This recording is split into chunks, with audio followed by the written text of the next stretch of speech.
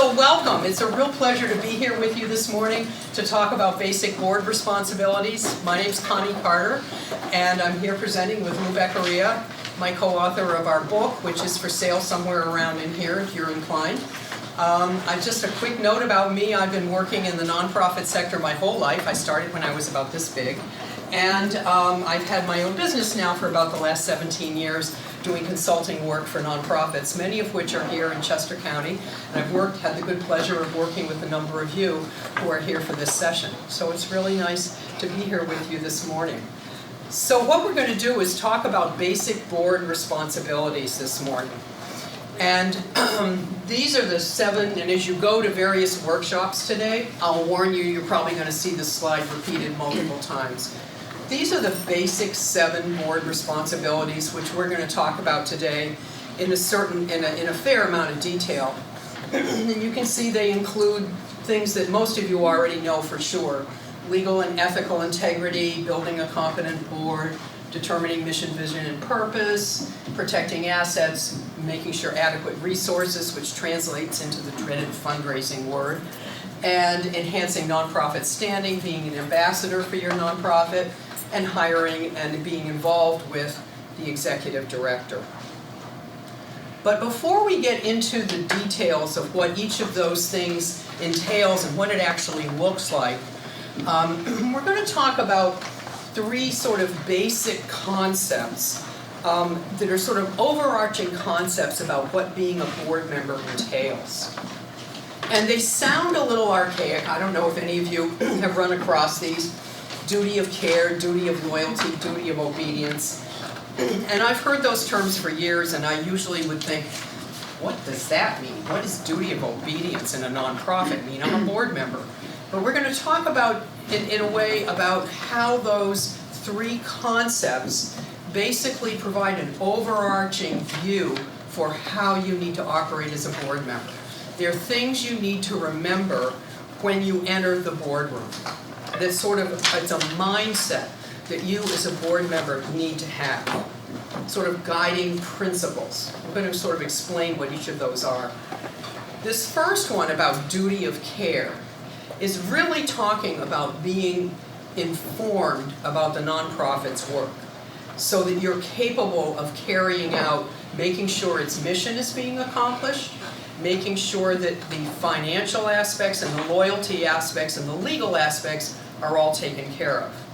So you need to make sure, what this translates practically into, this duty of care thing, is making sure that when you enter the boardroom for a board meeting, you feel informed and ready to participate in meaningful discussion.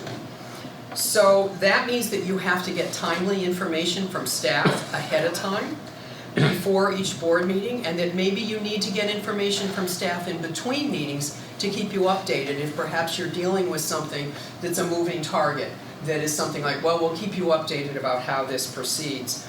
And the most important element of this is if you're not getting information enough in advance of a board meeting for you to be able to meaningfully look at it. For example, if you get an email at 4 o'clock in the afternoon and the meeting's at 7, here's the material for the meeting tonight. Oh, you're laughing. Has that happened to you? No. Or here's the material that here this morning for our meeting this afternoon. If that's happening, you need to speak up. And you're going to hear us say this so much today, that a big part about being an effective board member is being willing to speak up. You've got to speak up when something doesn't seem right. You've got to ask the tough questions when you're like, really? This really doesn't seem right. You've got to ask those tough questions. When nonprofits get into trouble, and this is something, can you tell I feel a little passionately about? When nonprofits get into trouble, it's because the board is asleep at the switch. So even if you annoy your fellow board members, like, oh man, here comes Bob, he's got another finance question. Even if you do that, that is fine, you're doing your job. So if you're not getting adequate information, if you're walking into the boardroom and the board chair says, okay, here's our first agenda item, and you have no clue what it's about, you need to speak up. Any questions on that? Really, need to speak up, and if they give you grief, say you heard it here.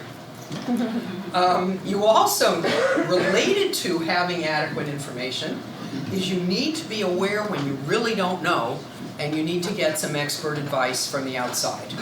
So that's a big part of, say, for example, when organizations are going into capital campaigns, and for example, capital fundraising campaigns, and you may have a very capable fundraising person, but you know that person doesn't have experience in capital campaigns, and you know your executive director doesn't, and nobody on the board has been through it. That's a time to say, you know, I think we need some expert advice. So that's part of it too, as a board member, going, I don't think we're capable of answering this question or dealing with this issue. And that's very possibly could happen. So that's also relates to this duty of care. There's also two legal responsibilities related to this duty of care, which again is making sure that you get accurate information and that your reporting systems are transparent. If there's anything in that finance report you don't understand, or that looks like it's being glossed over, ask the question. That's duty of care, is caring to take the risk to ask the tough questions. And then it also requires that you have a general understanding of all of those materials that hopefully you got when you joined the board, or that's in your board manual, where you're a little bit aware of the articles of incorporation and your bylaws. You get timely meeting minutes, that you're aware of the IRS filings, the 990, which is the tax return that nonprofits file with the IRS, you're aware of that. That if there are any contracts, you're aware of that, of how the investments are managed, and the performance of investments. So it also relates to all of that stuff, just being aware of that. So the next one I think sounds even weirder, which is duty of loyalty. What that really means is being loyal to the nonprofit, meaning that you cast aside any personal interest or professional interest that you might have in the business of the nonprofit, and that you respect the confidentiality of everything that goes on in the boardroom. What goes on in the boardroom needs to stay in the boardroom so that you can have really fruitful, meaningful discussions. So again, what comes back to this and how do you implement this? It's about attending board meetings. Going to those meetings, if you're on a committee, attending that committee meeting. Again, being prepared for those meetings. And maintaining a general awareness of the organization's programs. It doesn't mean you're in the weeds, because that isn't your job to be in the weeds of the programs, but that you're generally aware of what's being done, what your organization's doing to accomplish its mission. You're also making sure the taxes are being paid, that 990 is being filed, that there's any workman's comp issues, they're being handled. That doesn't mean you do it directly, but you're asking the tough questions. Are we up to date with this? Are we up to date with that? You know, what's going on with that? And that you're acting in best interest of the organization. And we'll talk a little bit more later about conflict of interest and all of that stuff. And then the last one I think is even stranger, the duty of obedience. It's like obedience to who? But what it really is, again, is that you're focused on the charitable mission of the organization, and that again, you're observing the organizational policies, rules, and procedures. Those policies and rules, for example, an anti-discrimination policy or a sexual harassment policy that the organization may have, it applies to board members as well as staff. That you're adhering to those policies and you're aware of them. And again, that you have an awareness that the organization is adhering to any local, state, or federal regs or filings that are required in order for it to maintain its 501c3 status, its nonprofit status, so that you're aware of that. So these are the three sort of overarching principles that all board members need to carry as you step into actually implementing the 7 basic responsibilities, which we're going to talk about now. These three very important areas that Connie has just gone over are just another way of saying that when you accept the responsibility of being on a board, that it's a very serious responsibility. You can be sued, okay? So you shouldn't serve on any board that doesn't have directors and officers liability insurance, okay? Because if something should go wrong, you know, just like in a business, you can be sued, okay? The other point that I'd like to make that is kind of is very important is in some organizations, the executive director is such a strong personality Yeah. that that person can dominate the board, okay? And always keep in mind that the board is the boss of the executive director, okay? You call the shots. Even though you're not getting paid, you're the community volunteers, okay? It is very important to not be dominated by the executive director. There should be a kind of a 50-50 partnership, if you will, between the board and the executive director. So some of these things that Connie was just going over about making sure that the reports are on time and so forth and so on are very important things to make sure that you speak up and be assertive as a board member. Don't be bashful about those things, because it's a business that you're operating. The bottom line is different than a for-profit business. Your bottom line is the mission. For-profit business is to make a profit. Okay, so it's really serious business. That's a good point. Yeah, and a lot of times when organizations get into trouble, part of it can be if there's a feeling on the board of like, oh, the executive director's handling it, we trust him or her, we're not going to ask the questions. Asking the questions doesn't mean you don't trust. Asking the questions means you're doing your job.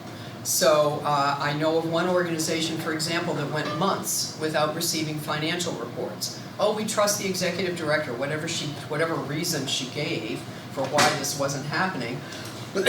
Oh, we have confidence in her. Well, I'll tell you, the organization went out of business about 3 years later, not due to embezzlement, but just due to financial mismanagement.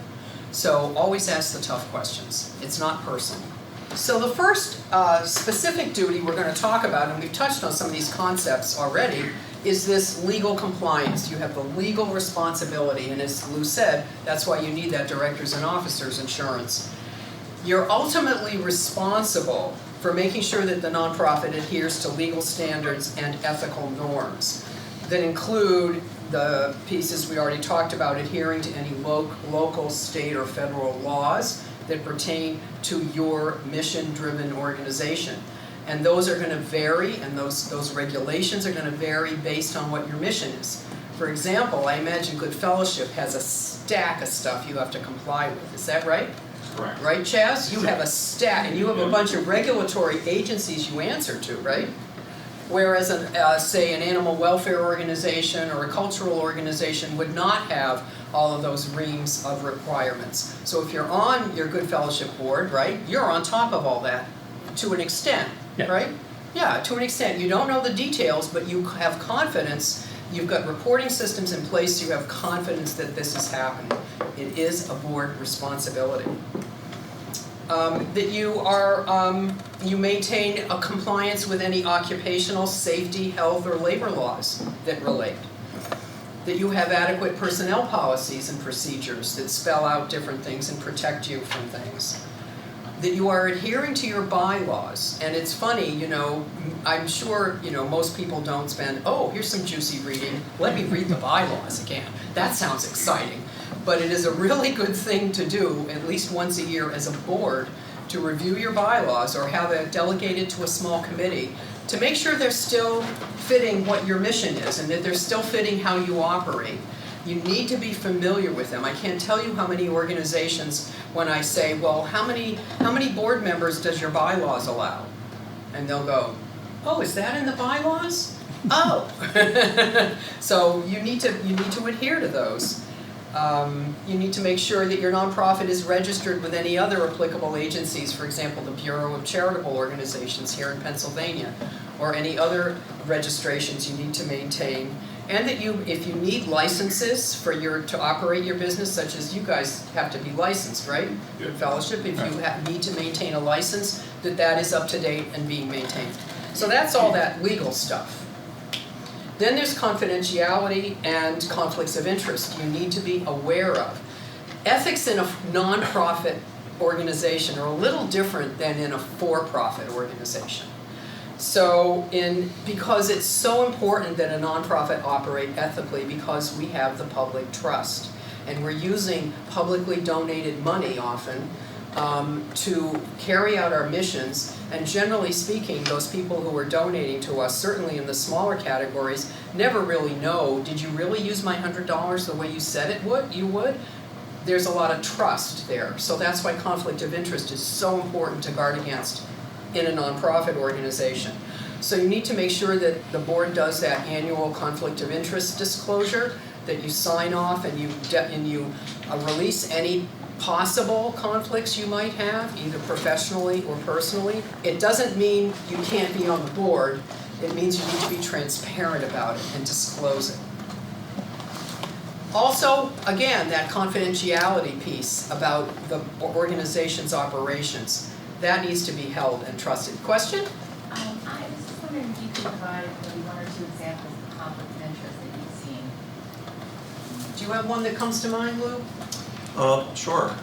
If your organization is, it's considering purchasing a building, for example, and one of your board members is a real estate agent or happens to own a building that has the vacancy that would like to, sell the building, there has to be a competitive process in order to avoid a conflict of interest in that situation. And I'll also answer it this way. We're big on recruiting and how recruiting goes on. You want to be sensitive to the fact that when you're recruiting somebody to the board, that they don't have a personal agenda, okay, to in fact line their own pockets in some way, shape, or form that would involve a conflict of interest. So that would be one example. There's lots of, but the important thing is if a board member has something that they would like to contribute from a financial standpoint related to their business, or that there needs to be a competitive process in order for it. You could pick them, okay, but as long as there's a competitive process and that competitive process is done openly and fairly and so forth and objectively, then that would avoid the conflict of interest. Does that answer your question? One, it does, and one respect. The other is in being part of the boards or committees in different organizations. In part of being, On multiple boards, Yes, within yes. different organizations that may have some, thread of.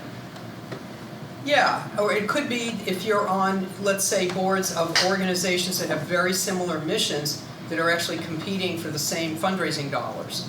That could be considered another type of a conflict of interest, where it's like, we need you to fundraise for organization X, because if the other organization has a similar mission, you're going to be going after the same type of donors. It would be a little different if, let's say, you're on the board of an animal welfare organization and you're on the board of a hospital. Two different sets of donors, potentially. There might be some overlap, but probably not. So there you wouldn't have a conflict. But let's say I'm on the board of two different local community health centers, or a mental health center and a health center. Potentially there could be some conflict in terms of fundraising or promotional or marketing activities there too.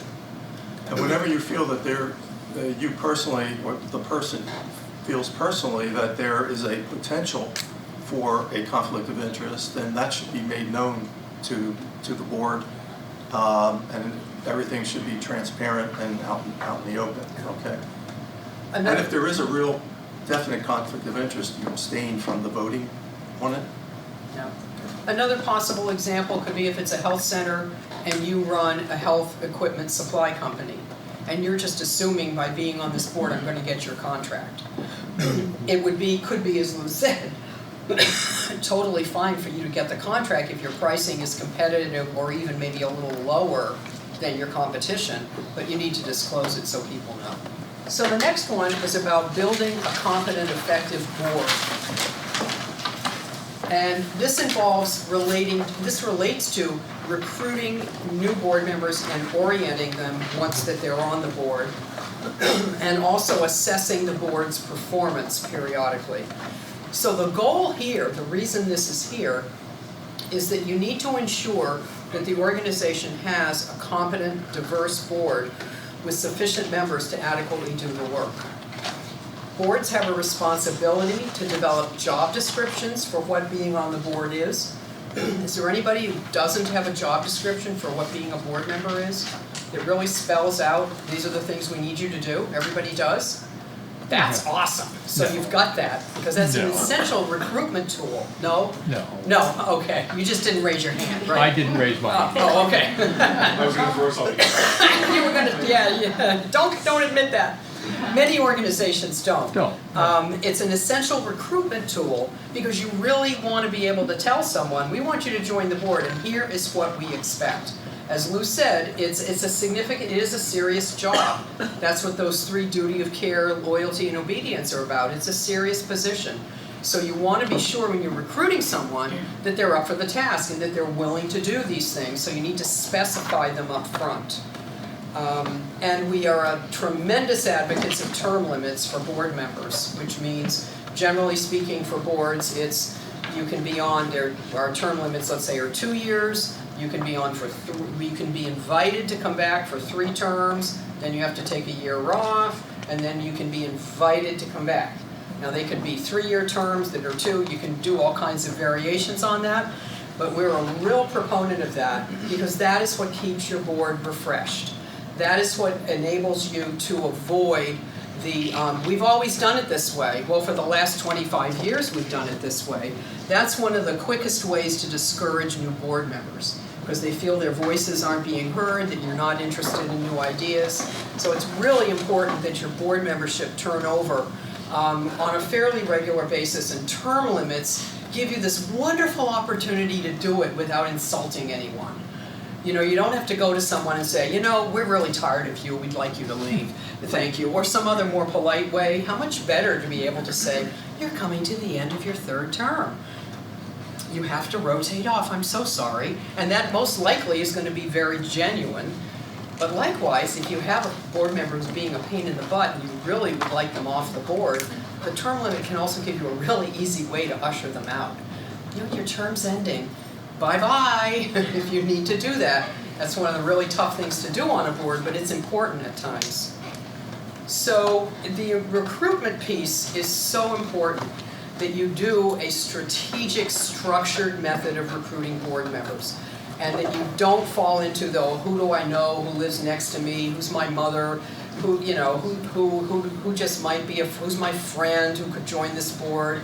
You really want to be strategic about recruiting people with the right skills, the right networks, the right abilities for your board, that your board needs. And you want to think about that critically in terms of what would we like on the board. So you want to be strategic about that. If you don't have term limits, because we don't at this point, how do you implement them? What's the best way to do that? Basically, do you have a governance committee, which happens to be our next slide, actually? Okay. Fairly small, Okay, so, okay. yeah. So I would suggest your board talk about it and say, you Okay. know, we really need to implement some term limits. It will need to be an edit into your bylaws, because typically bylaws contain that information. And talk about what would we like to do. Do we want 2-year terms, 3 2-year terms, 3-year terms? You know, I would generally limit it to that, wouldn't you, like 6 or 8 years total on the board? And then typically it's rotate off for a year and hopefully they will join a committee or stay on a committee. If they're good, you don't want to lose them. Right. And then they can be invited back at the end of that year. If there's someone who you really want to keep, whose expertise you really want. Perfect, thank you. Yeah. Can I ask a Yes, please. follow-up to her question? So if you don't currently have term limits and you want to implement them, what is your suggestion on rotating off existing members that have far exceeded Right, that's a what the good, new terms yeah. are? When you implement those terms, you then need to look at everyone on the board and sort of say, because you want to scatter it. You don't want everybody rotating off at the end of the first term. So you look at who you have already, and you would assign a 1 term, 2 terms, or 3 terms to them to enable that sort of coverage, overlap to happen.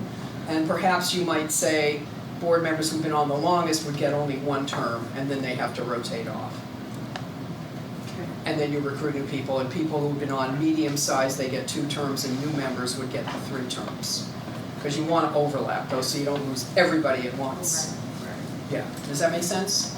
Sort of. It does, and I guess my other question is with regard to if you can't, for whatever reason, find a potential replacement, let's say with the cycle, you really should be rotating, you know, a third of your board off, but bringing another third in may not happen as quickly or in one full cycle. Yeah.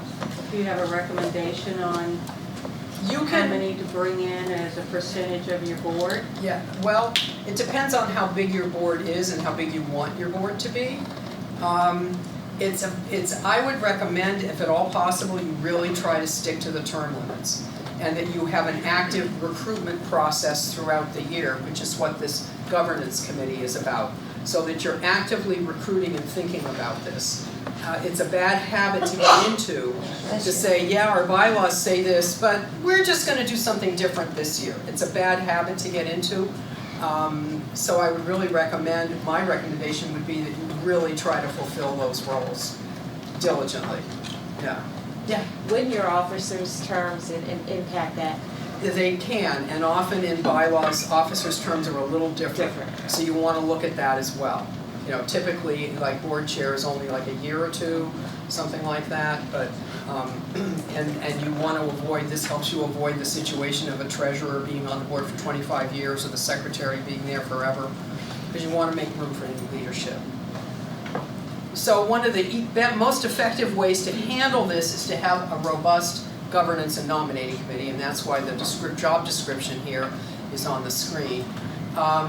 For very small organizations, maybe you don't have that. Typically, if you have an executive committee, which is the board officers usually, they might handle that role, but if you're in a very small organization, it would be the board as a whole. But ultimately, hopefully you'll grow to be able to create one of these committees, which typically is it's small, it's usually just 2 or 3 board members who are interested in fulfilling these functions and doing these things on behalf of the board. So that the the governance nominating committee sort of drives the recruitment process. It doesn't mean they do it all themselves, but they're driving it and they're bringing it to the board meetings and they're saying, we have 3 people rotating off in 6 months. These are their skills. These are this is how old they are. This is their demographic.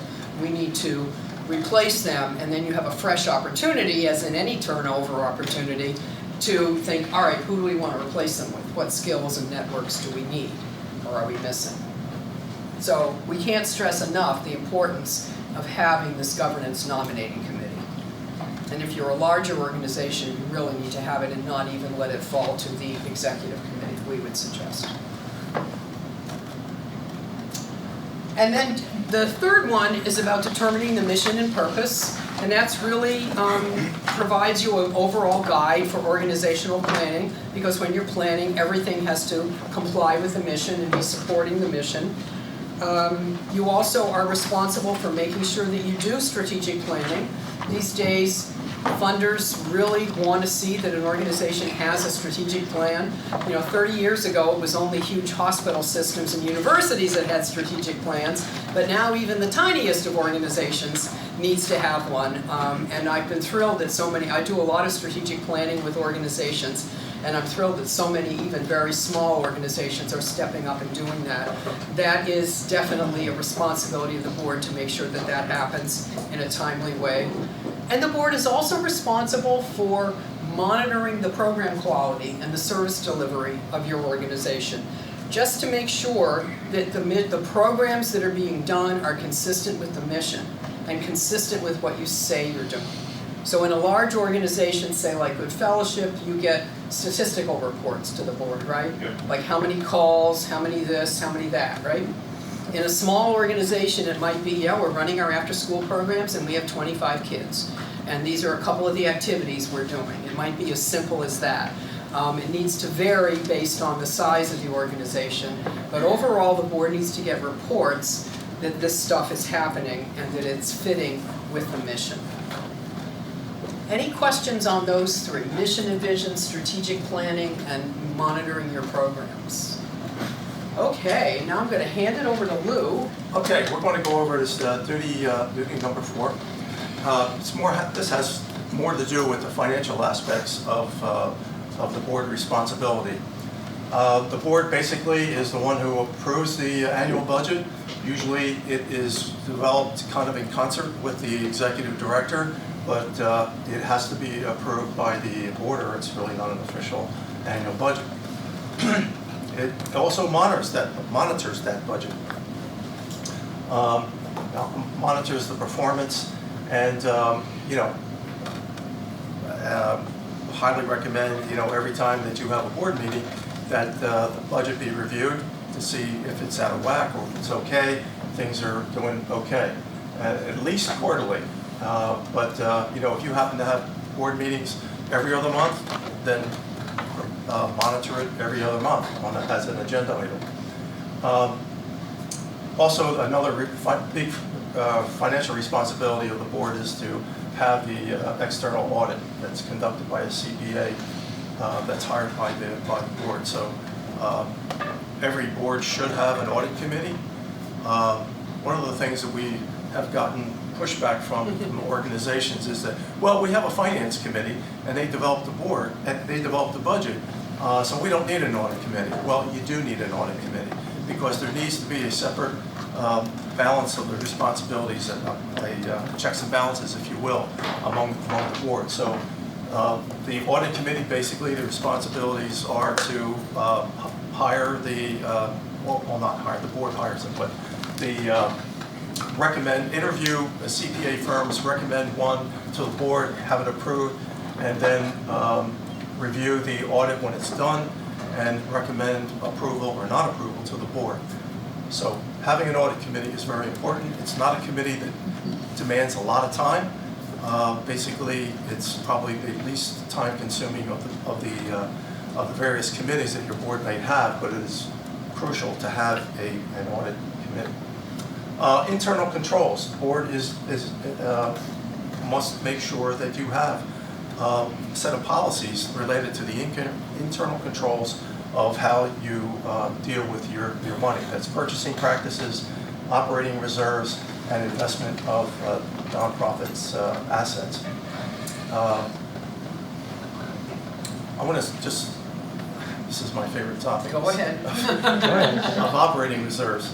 Yeah, he's going to talk about I've been in the this for a field minute. like 50 years, and 30 years of which I've been with 3 different foundations. And one of the things that I guess has gotten to be a real pet peeve of mine is that organizations don't really understand or appreciate the importance of having an operating reserve. There is a history in the nonprofit sector of, well, we're a public charity and we'll survive and people will always donate to us. Right? You're laughing. Yeah, right. Yeah, As I right. said before, it's Yeah. a business that you're operating, okay? And businesses successful businesses don't operate on a shoestring or by the seat of the pants. Or on good wishes. Or on good wishes. So operating reserves. In the book, I'm not pushing the book here, but in the book there is a detailed essay on the importance of having an operating reserve and how you set it up, how you can replenish it when you have to dip into it. Years ago, when I first got into the nonprofit world, it was 2 or 3 months of operating reserve, and that was considered the standard. Well, I think COVID and everything that everybody has gone through in a nonprofit organization as a result of COVID over the last 2.5 years has taught people that we need more than that. So in the book, we recommend 9 to 12 months of an operating reserve. And just to handle it, and it's no different than having your own savings account as a private individual. Okay, stuff happens. Okay, and you need to be able to dip into it.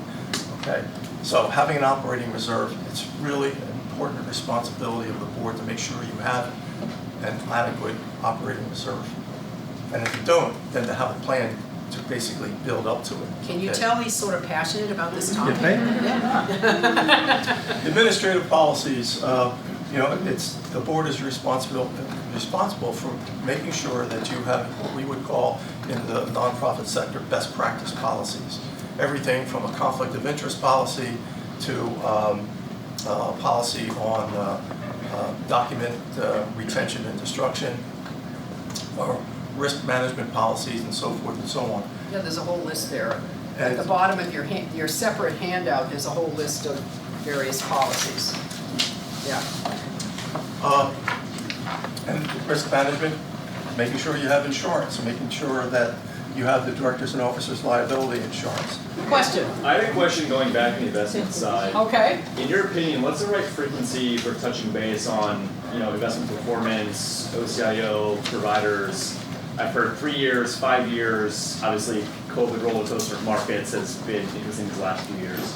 You mean Morgan, you mean to have a report from your investment advisors? Correct, or just checking in of like, hey, we're gonna do a RFP every 3 years to make sure that they're the best provider for Yes, us. that is highly recommended to do that every roughly three years, no more than every 5 years to do that kind of thing.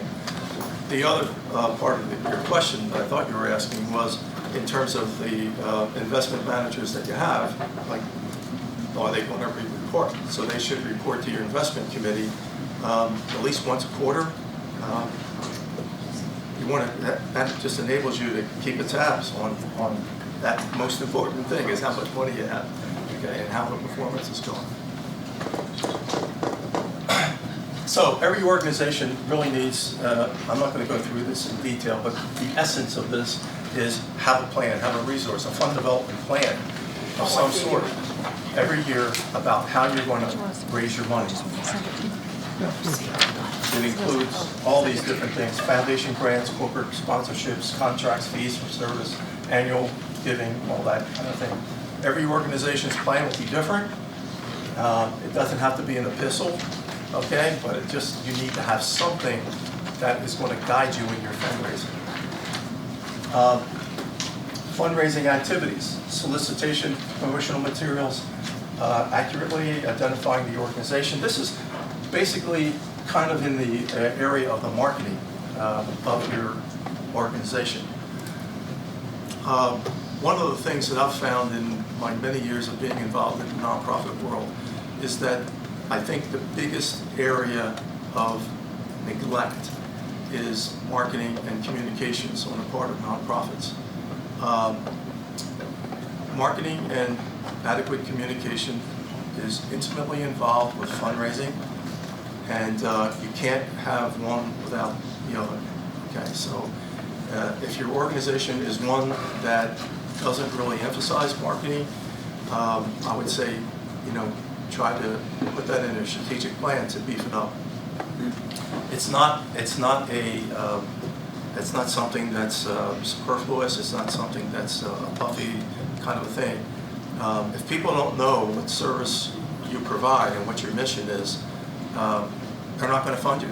So, and marketing plans are a great opportunity for being creative as well, especially in this age of social media. Okay, enhancing the public standing. Educating the public, not just from the marketing standpoint in terms of fundraising, but just getting the word out there, using every opportunity for your organization to be as visible as possible. Having an elevator speech as board members so that when you're at a social function or whatever, that you can talk about the essence of what your organization is about. So, I don't want to belabor that one. Well, I too think much. that one also relates to board members being an ambassador. Yeah. You need to be ambassadors for your organizations, which means whenever you get the opportunity to, you talk about your organization, you bring it up even. Like, oh, I'm going to a board meeting tomorrow for this wonderful organization where I'm involved. It also means wherever, if you're members of Rotary or any kinds of other kinds of service clubs, that you take the opportunity to see if there's chances for your organization to get additional PR and exposure by perhaps providing a little moment, or Rotaries do that, right? Mm-hmm. They'll give you the opportunity to go and talk about your organization. Yeah, absolutely. So that you take advantage of those things. Or if you belong to a faith-based congregation that might do like a moment of mission or something during a Sunday or a Saturday service, where you say, oh, I belong to this great organization, could we come? Or could we put our material in the lobby? It's just always be looking for those opportunities to spread the word, because your staff can't do it all, especially if you have a small organization that doesn't have a huge staff. But this is also a great way for you to promote your organization. Many of you get funding from your local townships, Go to township meetings, make a presence, say I'm here from XYZ organization.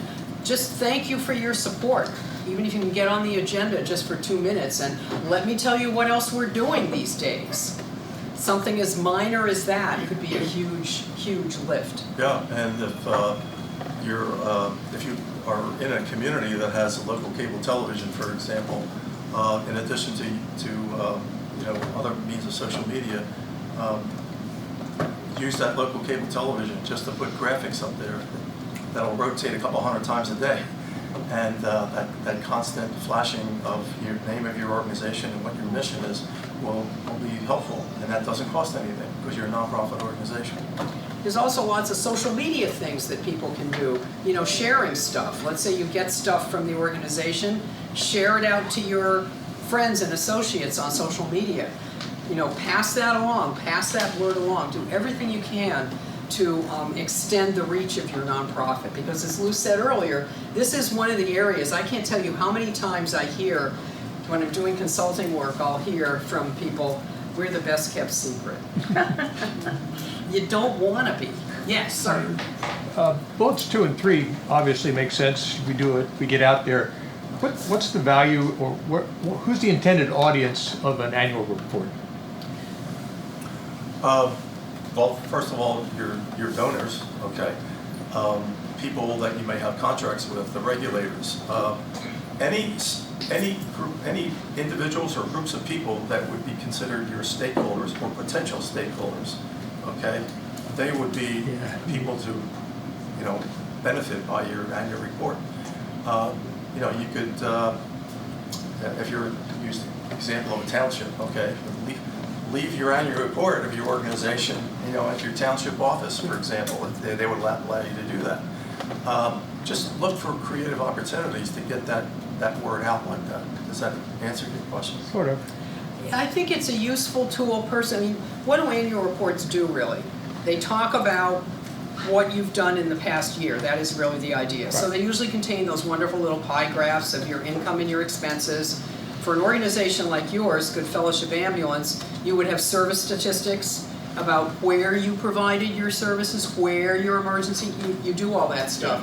So you'd include those kinds of statistics in there so that people could see, oh, gosh, in my township, they answered 559 calls, 25 of them were cardiac arrests, 50 of them were fires. I mean, you guys have that level of detail, right. I know, in your stats. I mean, those are interesting things for people who are giving generously. So I would usually think that you would give an annual report to your funders, your foundation or corporate or government funders. You might give it to your bigger donors. Yeah. And this is a workshop topic unto itself, but there are generational differences now in terms of how people receive information. Have you noticed? But for your older donors, they're going to want paper. So I would suggest that you print a small quantity of paper, and maybe the rest of it is, PDF that you can simply email out. And also, in terms of the information that you provide in the annual report, in the financial section, usually in the back of it, a lot of organizations will have a pie chart and that kind of thing. One of the things that the average person is sophisticated enough to look for is, it's called program-related expenses, okay, the program ratio. And when I was at the foundation and Connie was there as a consultant with us, we used the benchmark of 75%. 75% of every dollar should be used for direct services and the rest for fundraising and administration. Make sure you put that in an annual report, okay? Because even the average person who's not involved in the nonprofit world, has a sense about efficiency and how efficient the organization is. So I just say that as a byword. Make sure that's in there. Yeah. And annual reports also often contain lists of donors' names. And you would be surprised how many people maybe who've given to your organization are going to open that up and go, where's my name? I can't tell you how many times when I was doing development work 1,000 years ago, I get a phone call. I gave you money and my name is missing or misspelled. People look for that, right? It's crazy, but we want to see that little bit of that little glimmer of recognition. So that's another piece that annual reports typically do, and that's the reason why, is it's another way of saying thank you. Did you have a question? I did have a question. In reference to that percentage that you said, 75% programming, 25% fundraising admin, does that apply to smaller organizations as well, or is that across the board? There's no set rule or law about it. Actually, the Better Business Bureau, I think, has even a lower standard. But at the foundation, when I was there, we used 75% because we thought that was, Appropriate. appropriate. Yeah. Thanks for the Yeah. appropriate to do that. I'm happy to say that actually some of the organizations that we had funded in the Oh, yeah. Phoenixville area were up in the 80%, 82%, and that's great. Because people want to see that their money is being used efficiently. So I think in a small organization, it's tough to do. It's tough to do. But it's something you want to work towards. It is tough to do, It and is. when you say marketing's super important, Yeah, that's the first thing that gets cut when you're trying Yep. to meet that 75-25% ratio, and it's really, people tell me it's 85, you know? but I So, would encourage you to think about marketing as education. that's what I was thinking too, you Which can kind you of could tag put it- that as part of your program. I think you could Yeah. at least, at the very least, split it. Okay. Or if not, put it 100%, because it's education, it's educating the community about your services and about the issues. So, Thank you, that's yeah, great. Yeah. All right, here's the last one, we got a couple minutes left. okay, and obviously, one of the biggest responsibilities is hiring the executive director. When you're going through a transition and need to hire a new executive director, it's a good practice, I believe, to actually do some self-reflection as an organization to see, okay, what do we need in the next executive director? One who's retiring or leaving for whatever reason, may have had strengths and so forth, but your needs going forward for the next 5 or 10 years may be different as an organization. So engage as a board, engage in some self-reflection as to what are the major skills that we need on the incoming executive director. Board works in partnership with the executive to accomplish nonprofits' overall goals. The board sets the compensation, reviews the performance, and annually reviews the performance. And overall, that last one is critically important. When you're hiring a new executive director, make sure that that person's personality is one that'll mesh with the corporate culture of the board, okay? You don't want to hire somebody who is maybe going to be a demanding kind of person when your board is a little bit more laid back. So there needs to be that intermeshing of, I'm a big believer in corporate culture, and I've been on both sides of that in my career. And making sure that there's a very good compatibility in the culture of your organization. And that goes for, too, when you're going back to recruiting. When you're recruiting new board members, it's very important to make sure that the person that you're going to be recruiting fits in with the corporate culture of your board and is not going to be like a cancer, so to speak, once they get on the board because they don't fit in or they're too dominating or they have a personal agenda or whatever. So having that kind of a collaborative, working together kind of board is extremely important. That's it.